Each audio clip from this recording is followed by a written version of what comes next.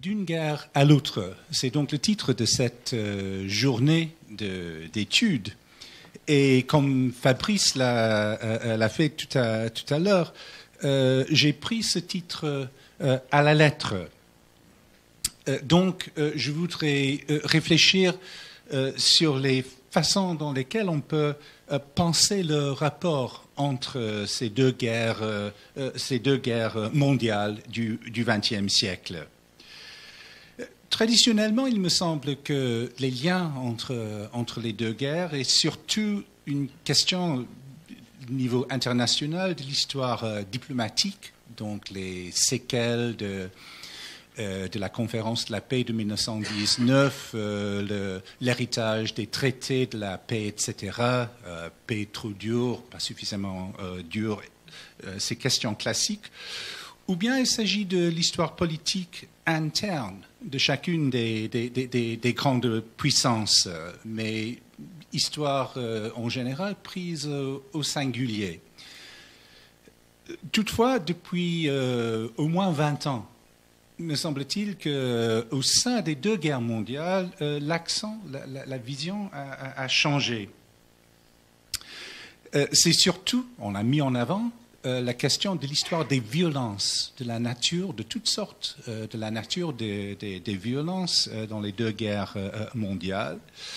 Et c'est plutôt une histoire sociale et une histoire culturelle qui a fourni les clés conceptuelles pour ouvrir donc cette question des violences des deux guerres mondiales, plutôt que l'histoire diplomatique, l'histoire politique ou curieusement même que l'histoire militaire classique.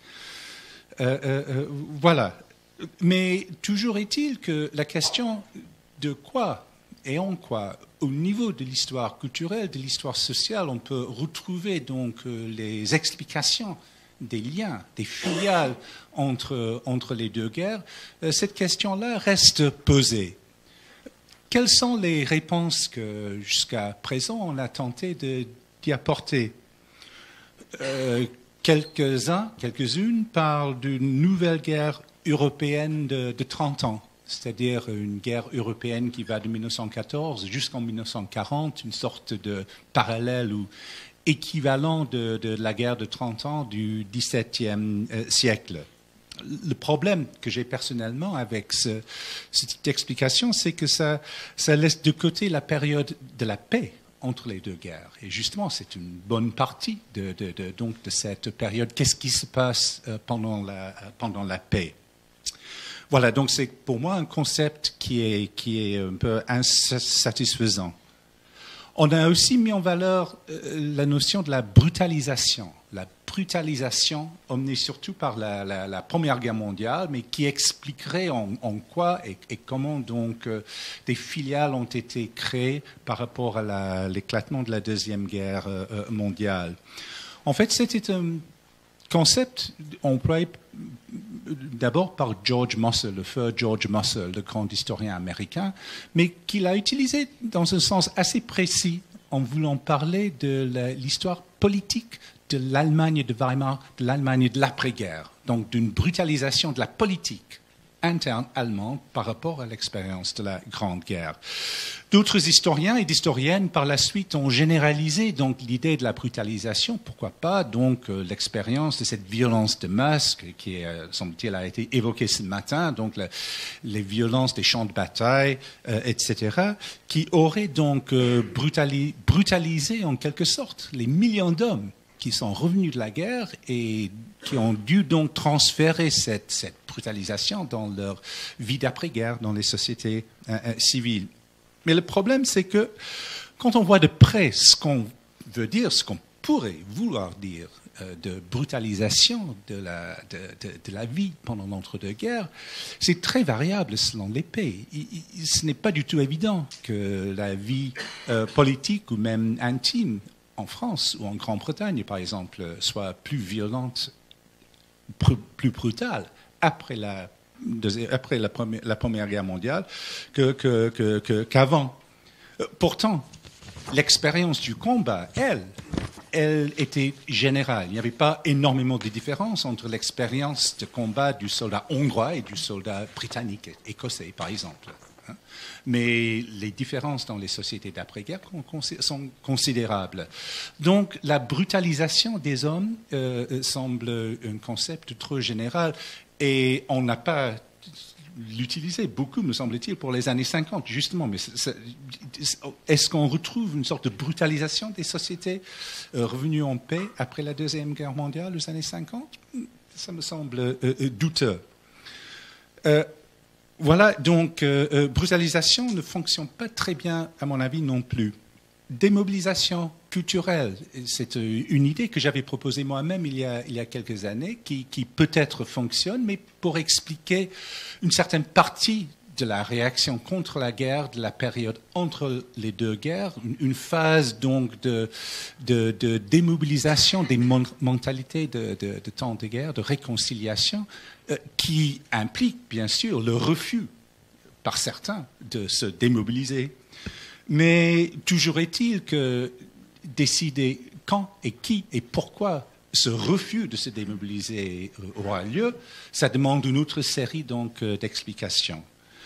Ou bien il y a l'importance de la défaite. Et Wolfgang Scrivelbusch, l'historien et homme de lettres allemand, a parlé de la notion d'une culture de la défaite. Une culture de défaite, lui, il l'étudie en Amérique du Nord après la guerre de sécession, pour la France après la guerre franco-allemande, 1870, et pour l'Allemagne de Weimar. Il me semble que c'est une explication intéressante en mettant l'emphase sur la question de la défaite. Toujours est-il, pour ce qui nous concerne, donc le rapport entre les deux guerres mondiales, Scrivelbusch ne parle que de l'Allemagne, encore une fois, comme Mosse. Donc, c'est cette question-là de comment trouver des explications des liens entre les deux guerres mondiales qui m'a emmené, il y a quelques années, avec un collègue, un très bon ami, en fait, allemand, qui enseigne aussi à Dublin, Robert Gerwart, de monter un projet sur 3 ans sur la violence paramilitaire après la Première Guerre mondiale. Et donc, ce dont je voudrais vous entretenir aujourd'hui, c'est en fait ce livre, justement parce que Madame Picot, il n'a pas été traduit en français, donc vous ne le trouverez pas sur la table de dédicaces à l'entrée. Mais c'est un livre qui... non, ça n'avance pas. Ah, c'est ça, voilà, pardon. Comme d'habitude, j'avais tapé sur le mauvais bouton. Voilà, donc c'est ce livre-là qui a été traduit maintenant en 8 langues étrangères, et je ne me désespère pas de trouver un éditeur prêt à le traduire en français. Et donc, cette question donc, de la violence après la Première Guerre mondiale, de la violence, mais la violence paramilitaire, c'est mon sujet aujourd'hui, mais je le dis, c'était de notre part, nous avons monté cela avec, je ne sais pas, 5 ou 6 post-doc, chercheurs post-doc. Nous avons travaillé pendant 3 ans sur ce sujet. Alors, de quoi s'agit-il ? Bon, il s'agit d'abord d'une question de temporalité. Et donc, la première base donc, de ce livre, de cette étude collective, c'est de se dire que la Grande Guerre, finalement, ne s'arrête pas en 1918. C'est une date de clôture fictive qui, en fait, trahit peut-être le besoin, la nécessité, le désir que ça finisse à ce moment-là. Mais en fait, la guerre a terminé plutôt front-Est, avec la Russie bolchevique qui quitte la guerre à la fin de 1917, mais par toute une série d'autres conflits nés de la Grande Guerre, mais qui continuent jusqu'en 1923, guerre des pygmées, Churchill les appelle, mais en fait, pas si petites que cela, parce que ce sont des guerres qui font des centaines de milliers, sinon des millions de victimes, si on compte la guerre civile russe, des centaines de milliers au moins, sans ce conflit-là, donc qui continue jusqu'en 1923. Et notre hypothèse, c'était que dans ces conflits-là, qui naissent de la Grande Guerre, mais qui continuent la Grande Guerre, qui créent ce que j'appellerais maintenant la plus grande guerre. En fait, une guerre qui commence en 1911-1912 avec les guerres balkaniques, la militarisation de la politique en Irlande, qui prépare la guerre civile en Irlande, et qui ne prennent fin qu'en 1923. Donc c'est cette plus grande guerre, et notamment la phase dernière, donc de 1917-1923, qui est une temporalité nouvelle, et qui pourrait peut-être, c'est l'hypothèse, receler ce que j'appellerais aussi des généalogies de la violence, qui lierait donc le premier conflit mondial avec le deuxième. Deuxième aspect, c'est l'aspect spatial. Il y a l'aspect temporel, l'aspect spatial, parce que quand nous pensons à ces conflits d'après-guerre, ça déplace obligatoirement notre vision du front de l'Ouest vers l'Est. C'est l'Est de l'Europe qui vit donc, et toute une zone de l'Europe centrale, y compris l'Italie, qui vit donc ces conflits d'après-guerre. Et dans l'extrême ouest, l'Irlande aussi, normalement écartée totalement de l'histoire de la Grande Guerre, mais impossible de le faire si nous faisons une histoire de la plus grande guerre. Et enfin, donc, changement de focalisation temporelle, spatiale, mais aussi la question de la violence elle-même. Et comme j'ai dit, c'est ce qui a été au centre des préoccupations des historiens depuis au moins 20 ans maintenant par rapport aux deux guerres mondiales. Et donc, la violence paramilitaire pour Robert et pour moi, c'est un type de violence politique qui est exercée par des organisations militaires ou quasi-militaires et qui est faite de pratiques qui ou bien amplifient ou bien remplacent celles des forces militaires conventionnelles. Parfois, il s'agit d'épauler ou de remplacer les forces de l'État, parfois de s'opposer aux forces de l'État. La violence paramilitaire, entendue ainsi, comprend la violence révolutionnaire ou contre-révolutionnaire, commise au nom d'idéologie politique. Elle comprend également la violence ethnique ou religieuse liée à la fondation ou à la contestation de nouvelles États-nations, tels que ceux qui remplacent les empires multinationaux éclatés de l'Europe de l'Est sous l'effet de la Grande Guerre. Donc il faut tenir compte du fait que nous avons 3 empires terrestres, donc la Russie tsariste, l'Empire ottoman, la Turquie ottomane, et l'Empire Autriche de l'Autriche-Hongrie, donc multidynastiques, empires multinationaux qui disparaissent, qui éclatent du fait de la Grande Guerre, par leur incapacité de mobiliser l'effort nécessaire pendant la Grande Guerre. Bien sûr, ces types de violences paramilitaires ont une longue histoire. La guérilla, les milices, la terreur, ça remonte presque aussi loin dans l'histoire que la guerre elle-même. Hein? Mais il est vrai que pendant le XIXe siècle, surtout depuis la fin des guerres napoléoniennes, l'État a repris le monopole de la force, donc, selon la définition classique, dans la plus grande partie de l'Europe. Donc, par rapport à des époques précédentes, on voit beaucoup moins cette violence paramilitaire, jusqu'à en constater une petite recrudescence avant la Première Guerre mondiale dans les États balkaniques. Hein, c'est le début déjà de la plus grande guerre.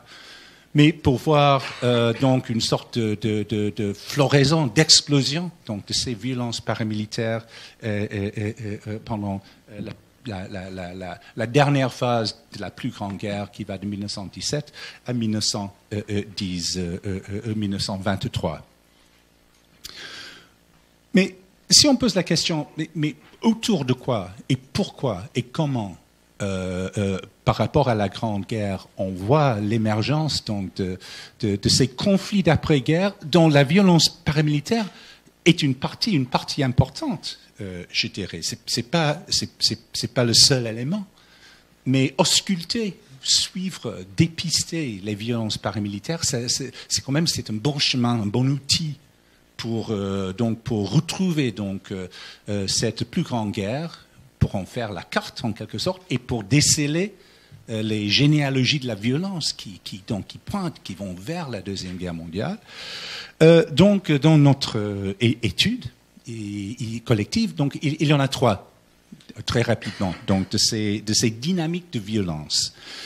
Et chacune d'entre elles est née de la Grande Guerre, donc la violence de l'épicentre de la Grande Guerre de 14-18, ou puissamment renforcée par cette violence. Hein? Bon, d'abord, il y a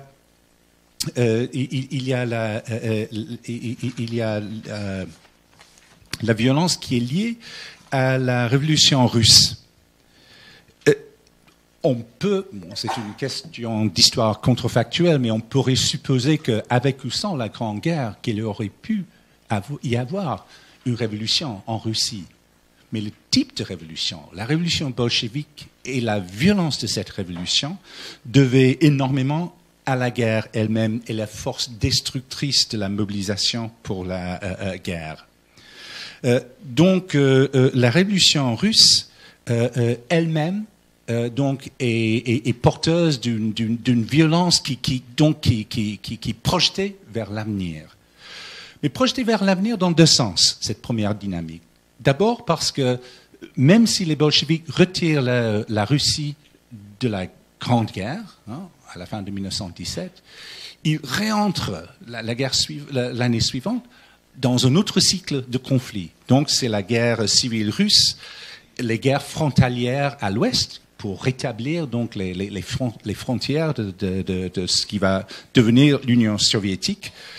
Et c'est aussi l'impact à l'étranger de ce conflit donc en Russie, qui pour la première fois depuis la Révolution française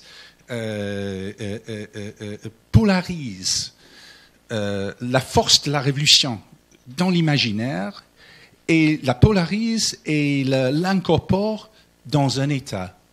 Donc, ce que je veux dire, c'est qu'il y a à la fois donc la guerre civile, la guerre de l'intervention en Russie, à l'étranger, à travers tout le monde.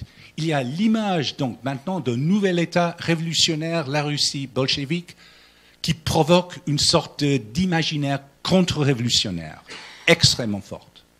Je vais y revenir. Donc ça, c'est la première dynamique liée à la révolution bolchevique comme une sorte de moteur des violences qui sont projetées vers l'avenir par la Grande Guerre.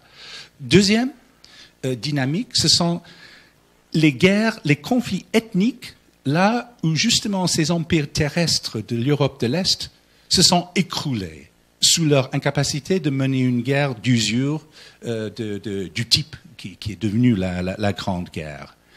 Il y a donc dans toute cette grande zone de l'Europe de l'Est qui va de la mer Baltique jusqu'au Caucase, il y a une sorte de grande zone de conflits ethniques et sociaux qui tournent autour des tentatives d'établir de nouveaux États, autour de la question de minorités ethniques, autour de l'instabilité des frontalières de ces nouveaux États qui essaient de s'établir sur les ruines, en fait, de ces trois empires disparus.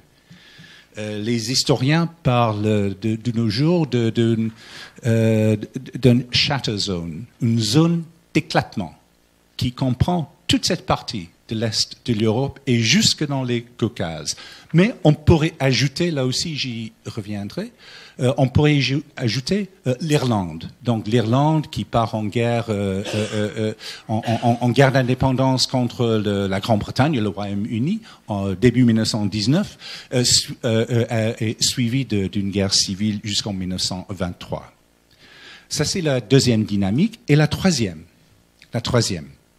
c'est dans une zone de l'Europe centrale où, à la suite de la défaite, et là, la défaite chère à Scrivelbusch est peut-être le terme, la notion vraiment opératoire,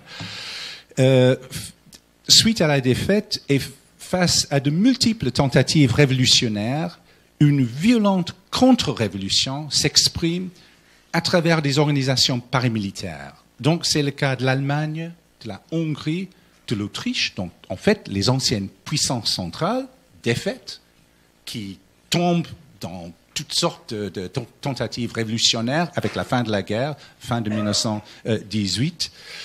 Et pour des raisons un peu similaires, on voit un phénomène analogue en Italie en 1919-1920, et où on retrouve donc une sorte de réaction, de violence contre-révolutionnaire, et qui là aussi s'exprime non seulement en termes de la défaite, mais aussi, et la peur de la révolution, mais là aussi, il y a des conflits ethniques et des mouvements sociaux. Donc, je vais pendant 10 minutes, un quart d'heure, parler donc de chacune, en plus, un peu plus de détails, de chacune de ces dynamiques et en quoi elles sont liées donc à cette thèse des conflits qui prolongent la Grande Guerre, et notamment de la violence contre-révolutionnaire. Reprenons notre première dynamique, qui est celle de la révolution russe.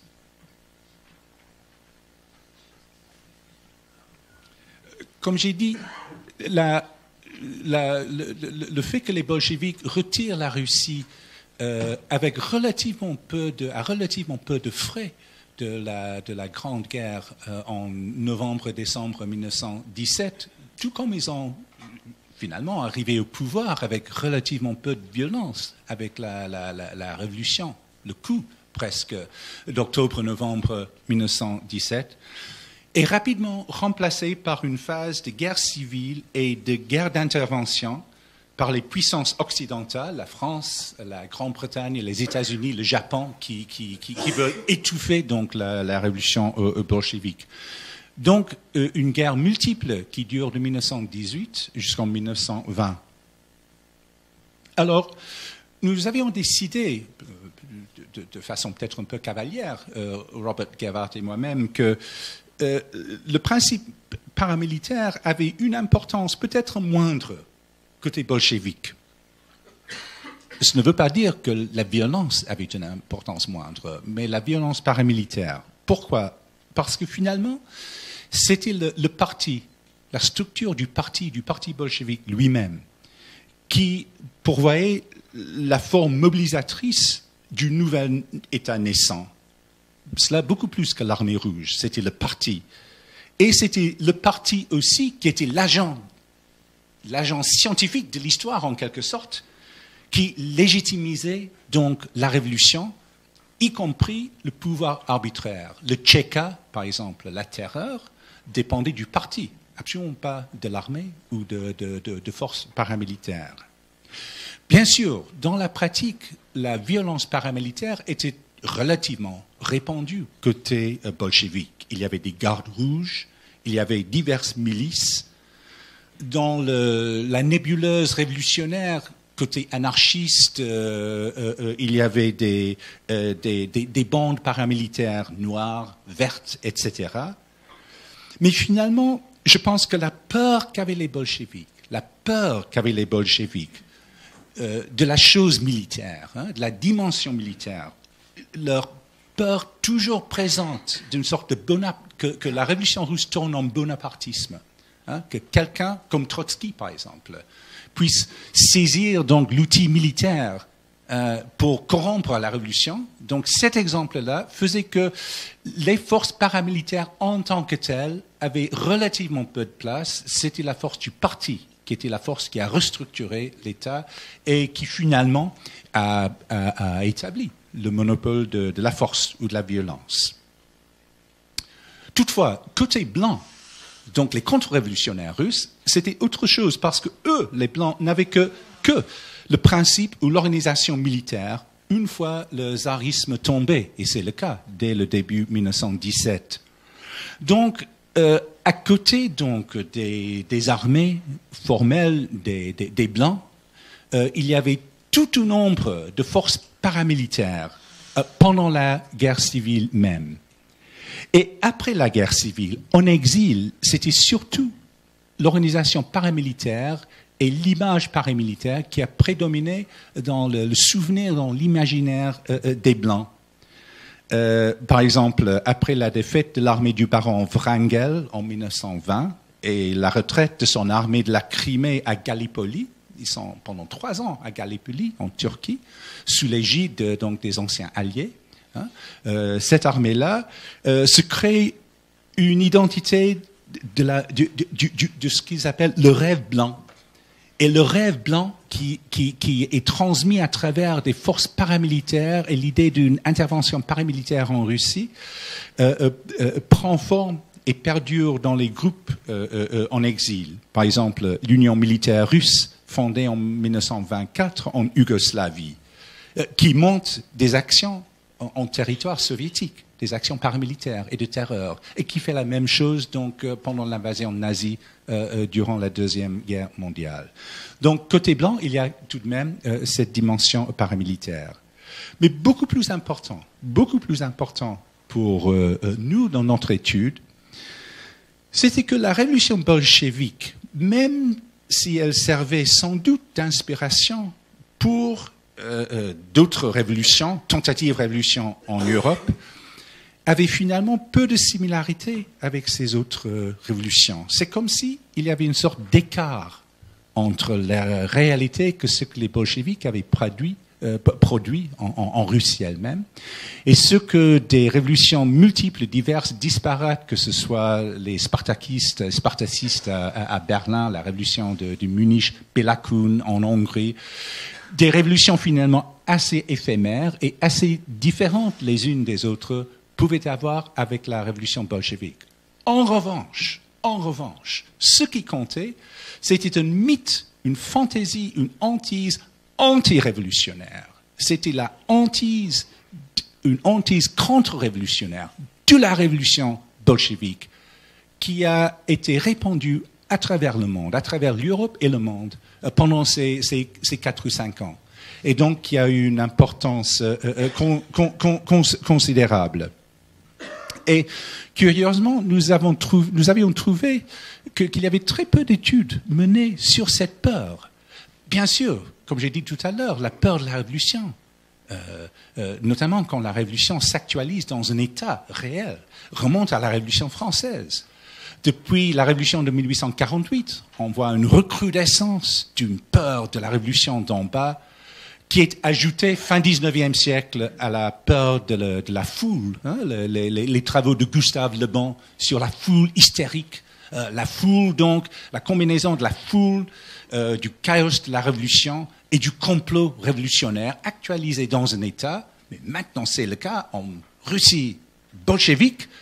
Alors, ça crée une sorte d'hantise, de peur à travers l'Europe et même le monde, et qui est pris très au sérieux par conservateurs, par contre-révolutionnaires et d'ailleurs par d'autres.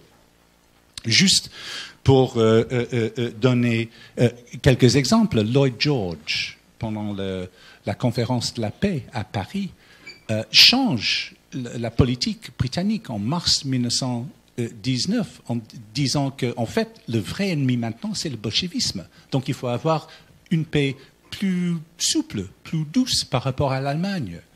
Les Français ne sont pas d'accord, mais même Clément, c'est intéressant, il invente le terme, le cordon sanitaire, pour protéger l'Europe justement du virus bolchevique. Et cordon sanitaire, pourquoi? Évidemment, parce que c'est la grippe espagnole qui sève dans l'Europe de l'époque. Et donc c'est une idée qu'ils prennent directement des mesures prophylactiques contre la grippe espagnole pour désigner l'idée d'une sorte de virus bolchevique. Voilà.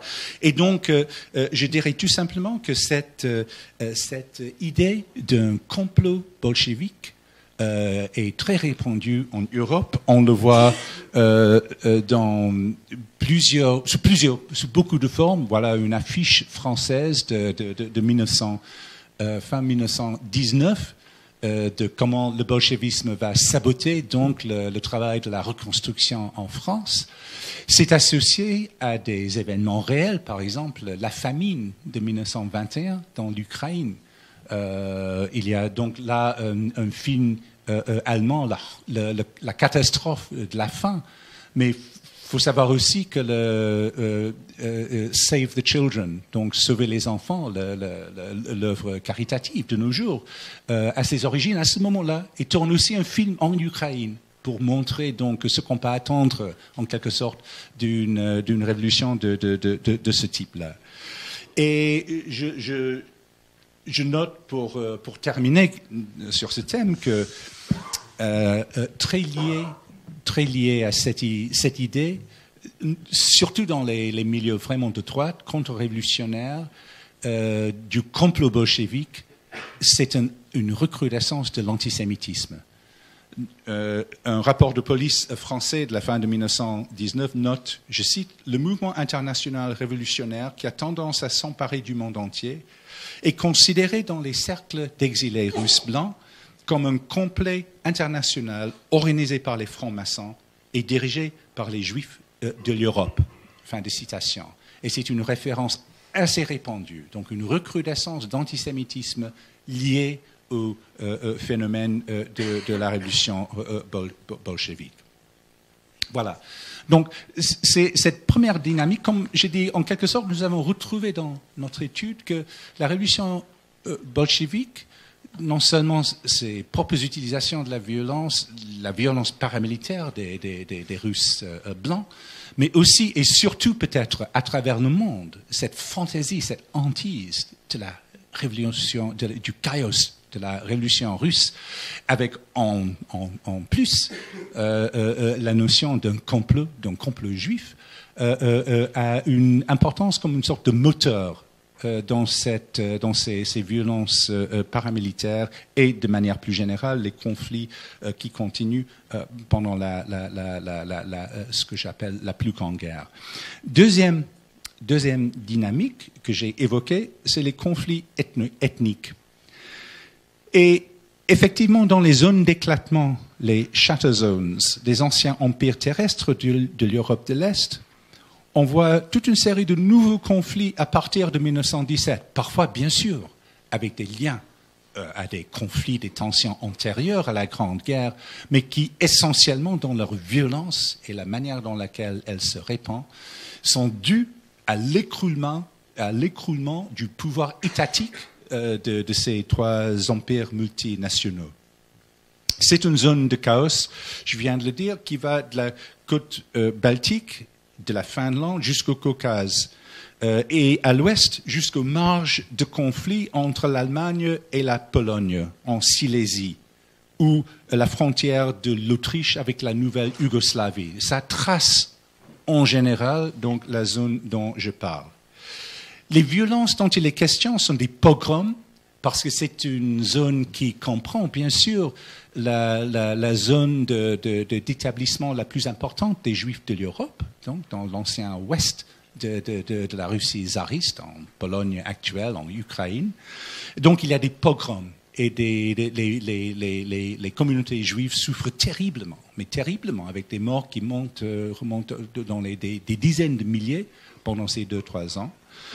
Mais il s'agit aussi de guerres entre États, entre ces États nouveaux. Donc il y a des armées conventionnelles qui se battent, Polonais contre Russes par exemple, Grecs contre Turcs, terreur, actes de terreur et violences paramilitaires.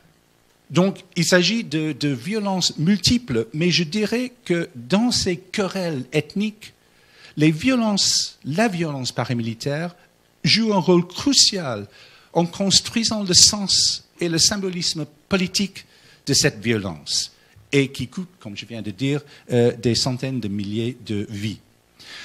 Je vais, parce que le temps passe, je vais donner 3 ou 4 exemples rapides.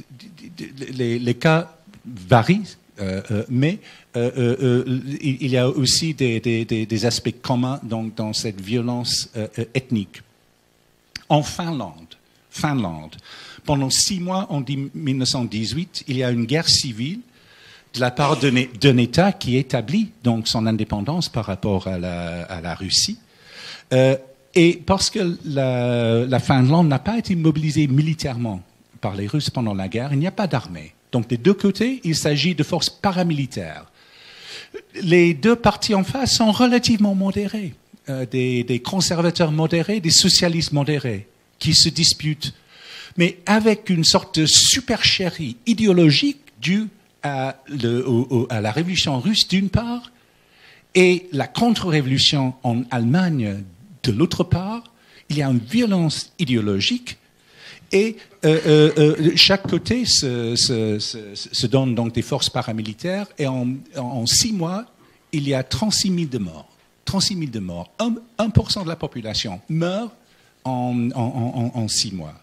En Pologne, il y a une armée officielle qui est montée, mais tout aussi important, toute une série de forces paramilitaires, milices, parfois liées aux volontaires des deux côtés dans la Grande Guerre, qui font quoi? Qui essaient de reprendre le territoire de la Lituanie, de l'Ukraine, donc des guerres sur les deux fronts, et finalement qui luttent contre la Russie soviétique en 1920. Et si vous allez, c'est intéressant, voir le soldat inconnu justement à Varsovie de nos jours, on liste toutes les batailles dans lesquelles les soldats polonais se sont battus dans les 3 armées russes, allemandes et autrichiennes pendant la Première Guerre mondiale. Mais lui, le soldat inconnu, vient de Lvov, du siège de Lvov et la défense de Lvov par des paramilitaires polonais en mai 1919 par rapport aux Ukrainiens. En fait, c'est une bataille pour capter la Galicie autrichienne. Une bataille entre l'Ukraine et la Pologne, qu'effectivement la Pologne gagne. Donc la violence paramilitaire essentielle. Sans parler de l'Ukraine elle-même, où il y a une... Et j'ai eu un plaisir énorme à faire cette carte-là. Je crois beaucoup dans ce que j'appelle imaginary mapping. Donc ce sont les cartes imaginaires. Et ça, c'est le monde vu par des nationalistes ukrainiens en 1919-1920. Donc vous voyez que l'Ukraine est assez grande. Mais dans l'Ukraine, il y a à la fois l'intervention bolchevique, il y a des forces allemandes qui restent dans le territoire en 1918. Il y a des éléments de la population ukrainienne qui sympathisent avec les deux côtés et une sorte d'éclatement du pouvoir et des forces paramilitaires paysannes dirigées par des ataman, donc des leaders locaux, qui se disputent les terrains et notamment qui essaient de gagner la terre. La terre, en tant que paysan, c'est la grande bataille sociale. Mais là aussi, la violence paramilitaire est extrêmement importante. Et autre exemple, les États baltes, les 3 États baltes, il y a un peu comme en Finlande, mais il y a donc dans ces 3 États, fin 1918 jusqu'en 1920, une lutte très dure entre d'une part la Russie bolchevique, d'autre part les anciens seigneurs qui étaient des Allemands, et donc il y a l'intervention de forces paramilitaires volontaires allemands et des mouvements nationaux paramilitaires qui se dotent de forces paramilitaires qui luttent donc pour établir ces 3 États, donc l'Estonie, Lettonie et la Lituanie, et qui en plus, si je prends l'exemple de l'Union des tirailleurs lituaniens, donc c'est une force paramilitaire qui lutte pour le projet national, pour établir les frontières, mais qui par la suite a tout un travail culturel. C'est comme si le projet de la nation était formulé par cette violence, cette organisation paramilitaire, qui a des éléments féminins, des éléments d'enfants, et qui a une vie qui dure pendant tout l'entre-deux-guerres, qui est remobilisée contre les soviétiques en 1941-42, et c'est la même chose pour les 3 autres pays baltiques. Et il y a également les cas irlandais, je reviendrai dans un instant. Voilà, ça c'est la deuxième dynamique, guerre ethnique, et donc la deuxième série donc, de violences paramilitaires, porteuses de violence, porteuses d'identité aussi. Dans presque chaque cas, on peut retrouver ce même besoin d'établir l'ethnie, d'établir la nation, de créer une sorte d'image, d'idée, d'entité purifiée de la nation. dans ces zones fraîchement donc libérées en quelque sorte du pouvoir des empires multinationaux. Troisième et dernière dynamique, donc j'ai dit, c'est très lié à la défaite. Ici, donc, dans une zone centrale de l'Europe, composée donc des anciennes puissances centrales, donc l'Allemagne, l'Autriche et la Hongrie, et aussi en Italie, il y a l'expérience très forte de la défaite accompagnée de toute une série de révolutions. C'est la révolution fin 1918 en Allemagne, même chose en Autriche, la révolution de Béla Kun en Hongrie. Et en même temps, ce contexte est accompagné de nouvel État-nation, l'Autriche, qui avait été le centre de l'Empire avant, et un rétrécissement dramatique à la fois de la population et des territoires de l'Allemagne et encore plus de la Hongrie. Donc à la fois c'est une défaite, c'est une menace révolutionnaire et c'est un rétrécissement donc, dans chaque cas finalement de l'État. Et c'est dans ce contexte que naissent donc un mouvement de révolte, de contre-révolution, de refus de tout cela, et qui est exprimé surtout par les Freikorps, les corps francs, donc qui sont ces officiers, ces sous-officiers qui reviennent donc de la guerre et qui refusent. Ils refusent la défaite d'abord, ils refusent la peur révolutionnaire, ils refusent la révolution et ils refusent d'en avoir peur. Ils expriment le dégoût de la foule et ils incarnent une sorte de défense de l'ancien régime ou même ils incarnent une sorte de nouvel État contre-révolutionnaire qui est à l'invention. Et je citerai très rapidement un auteur, Ernst von Salomon, auteur de trois romans autobiographiques, 16 ans en 1918, très intéressant parce qu'il n'a pas vécu la Grande Guerre, mais il va vivre la plus grande guerre.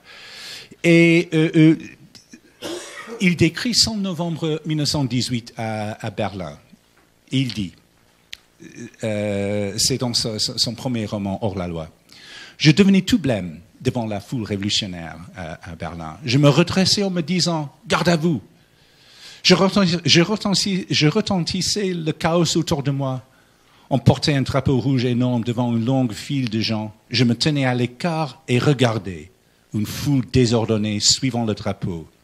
En premier vraiment venaient des femmes, en de larges jupes, la peau grise de leur visage osseuse et pointu, était tout en rides. Elles chantaient un anthème qui était discordante par rapport à la lourdeur de leurs pas. Les voici, les champions de la Révolution. C'était ça, la foule sombre de laquelle la flamme de la Révolution devait jaillir, la foule qui entendait réaliser son rêve de sang et de barricades. Ce fut impossible à capituler devant elles. Je considérais avec dédain leurs demandes, qui ne connaissaient ni fierté ni confiance en la victoire. Je me tenais droit à l'écart. Je regardais et je pensais, lâche, canaille. Je regardais ces figures dissolues et je pensais, ils sont comme des rats, gris avec des yeux rouges, qui portent la poussière de la rue sur le dos.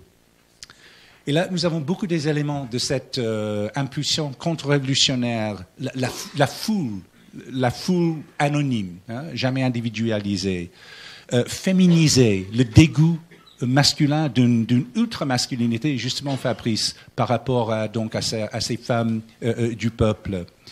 La notion de se tenir à l'écart, quitte à réimposer l'ordre par la suite, et la notion enfin de la vermine, donc de la vermine et donc de l'extermination.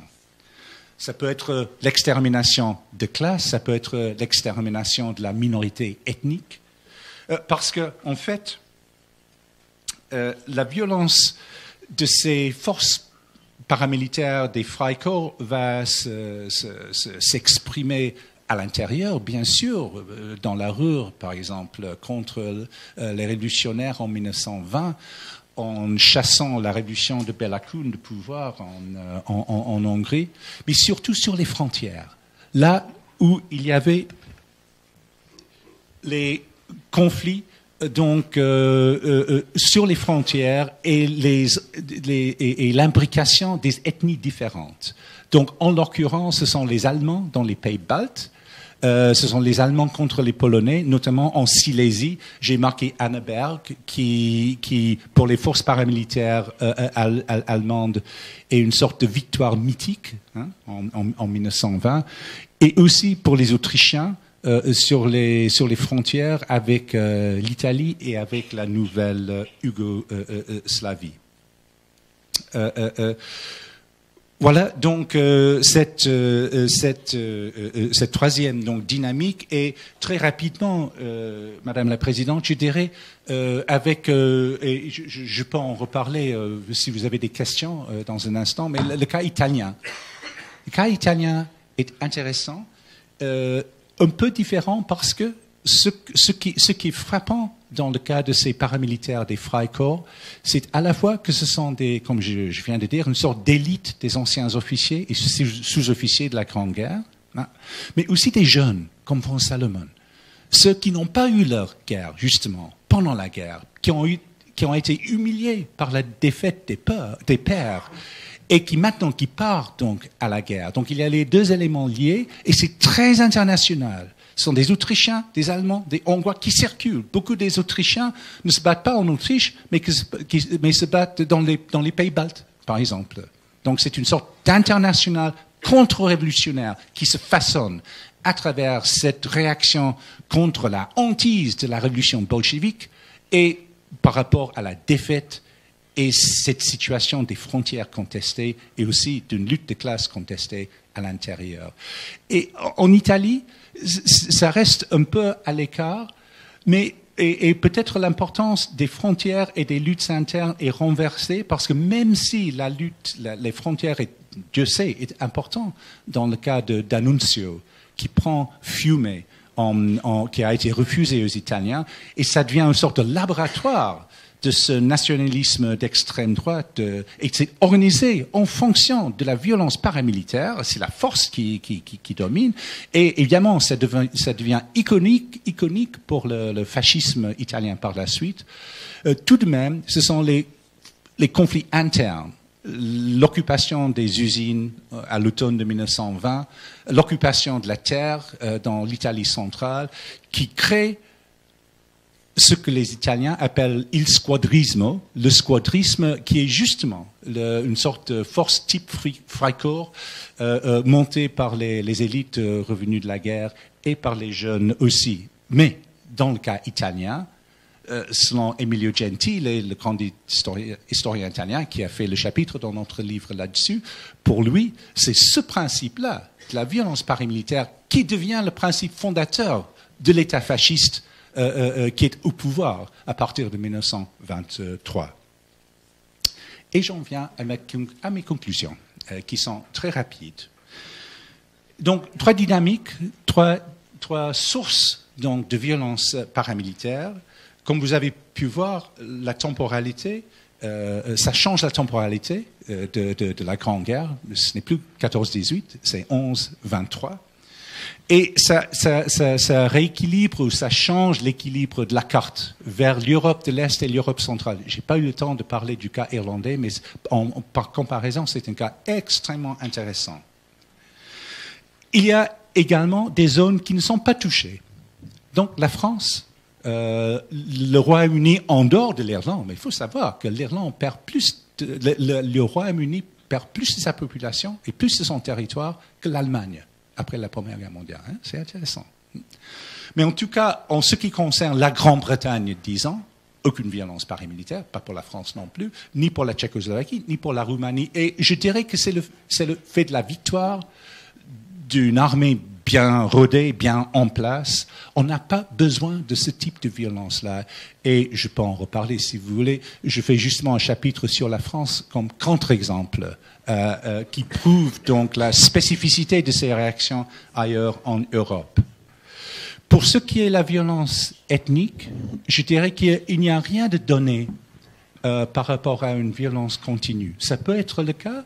Parfois, la violence qui est montée en établissant les frontières, les nouveaux États, c'est résorbé par la stabilité de ces États-là. Parfois, ça continue. Il y a toujours la possibilité, comme c'est le cas pour ces tirailleurs lituaniens, comme c'est le cas pour l'IRA, l'armée révolutionnaire irlandaise, que les paramilitaires se considèrent pour l'avenir comme en fait les vrais porteurs du projet national. Donc, toujours avec cette menace de pouvoir réactiver la violence. Mais là où il y a le vrai lien, la vraie généalogie de la violence, me semble-t-il, est dans la contre-révolution qui est superposée à ces violences ethniques, la violence contre-révolutionnaire des Freikorps. Il n'y a rien qui mène directement à la Deuxième Guerre mondiale. Mais toujours est-il que, comme dans le cas italien, comme en Hongrie ou en Allemagne ou même en Autriche, il y a cette violence paramilitaire qui passe en temps de paix, avec l'apaisement, après 1923, en force politique, quitte à pouvoir être remobilisée par la suite sous forme militaire. Et c'est en cela, et parce que beaucoup des problèmes de fond de toute cette zone, ce château zone, cette zone d'éclatement de l'Europe de l'Est n'a pas été résolue pendant la plus grande guerre, que cela devient en quelque sorte l'ordre du jour essentiel de la Deuxième Guerre mondiale, 25 ans plus tard. Je vous remercie.